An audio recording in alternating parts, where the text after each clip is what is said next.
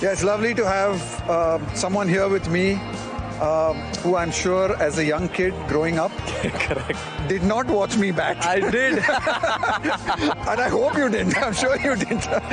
But Surya, I think, exceptional. I think just the form that you've been in. Every time I think I've not seen a better T20 innings, you show us something even better. You know, of all these innings that you've played over the last year that I've absolutely had the privilege of watching and really enjoying. Which one of these, can you actually pick one or two that you think is the best innings? Actually, I enjoyed batting in all the difficult situations where I went into bat, and I can't actually pick any one inning. But it's actually difficult for me to pick any one inning. I just enjoyed myself, whatever I did in the last year, and I mean doing the same thing again. And as I've said before as well, I just try and enjoy when I go into bat, express myself as much as possible. And in those difficult situations where other teams try and pull the game off, I try to take the game on. And if it works well for me and for the team, I'm happy. It's been brilliant, absolutely brilliant to watch you. Obviously, there's a level of, there has to be some level of predetermination in some of the shots that you're playing.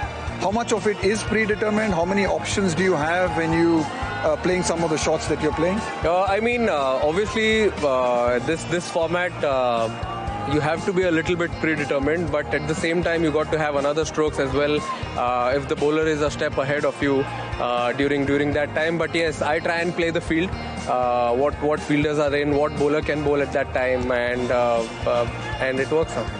Yeah, no, it's incredible. I mean, for the guys out there, just to watch you practice as well, and just to watch you train. Obviously, I don't think you're playing some of these shots in training, but even in training, when we're throwing the balls to you or we watch you train, one of the things that is really noticeable is how, obviously, when you're training for this format, is how much creative you are with the shots that you're playing. You're not just looking to play defense, or you're not looking to just hit the ball back. It's not necessarily about feel, but it's about using your wrists and finding angles even when we're throwing balls to you. Is that something that you consciously work on? Absolutely. I mean, during the net sessions, I only try and hear the sound of the bat if I'm hitting the ball really well, or I try and set the field for myself whenever any left-arm spinner, any leg spinner or fast bowler is bowling, and just try and time the ball as much as possible, hear that sound of the bat, and if I'm happy on that day, even if it happens for next 10 minutes, I am happy. I come out of the net.